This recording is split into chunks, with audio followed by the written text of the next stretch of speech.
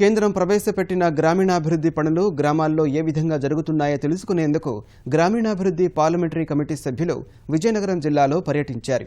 పర్యటనలో భాగంగా కేంద్ర మంత్రి అశోక్ గజపతిరాజు దత్తత గ్రామం ద్వారపూడిలో క్షేత్రస్థాయి పరిశీలన జరిపారు. గ్రామంలో సోలార్ పంపు సెట్లను పరిశీలించిన సభ్యులు పనితీరును అడిగి తెలుసుకున్నారు. అనంతరం బయో టాయిలెట్లను సందర్శించారు. నగదు రహిత గ్రామంగా పేరొందిన ద్వారపూడి దేశానికే ఆదర్శంగా నిలుస్తుందని గ్రామీణాభివృద్ధి కమిటీ సభ్యులు స్పష్టం చేశారు. అంతకుముందు జిల్లా కలెక్టరేట్కు చేరుకున్న కమిటీ సభ్యులు కలెక్టర్ వివేక్ యాదవ్తో సమావేశమయ్యారు. చాలా అదృష్టం అశోక్ గజపతిరాజు గారు ఈ గ్రామాన్ని దత్తత తీసుకుని అనేక విధాలుగా అందరికీ ఉపాధి కలిగే విధంగా బ్రహ్మాండంగా ముందుకు సాగలుగుతాం. మరి చాలా సంతోషం అనిపించింది. గ్రామం ఇంకా కూడా అభివృద్ధి చెందుతున్నాం తెలుస్తున్నాం.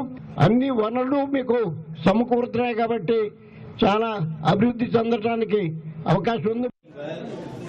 On behalf of our committee, wish you all the best. You should come up in our life like our pioneer, our senior songs like Dr. Radhakrishnan, Sasi Raman, Ramanujam, you should come up. Thank you.